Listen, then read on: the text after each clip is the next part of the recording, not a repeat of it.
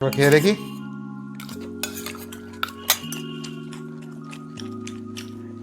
ক্যা বাত ক্যা বাত ক্যা বাত।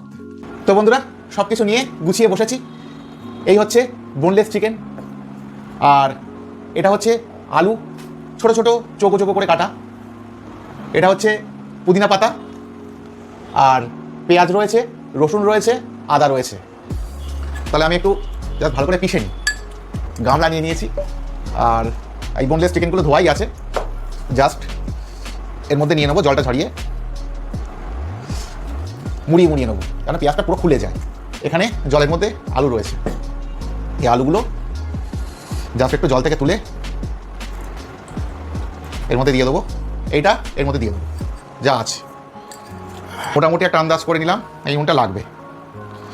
লঙ্কা নিয়ে নিয়েছি, এগুলো না চিড়বো না কাটবো, জাস্ট এর মধ্যে ফেলবো। এবারে দেবো লাল লঙ্কা গুঁড়ো, ধনে গুঁড়ো, জিরে গুঁড়ো, হ্যাঁ খুব বেশি না।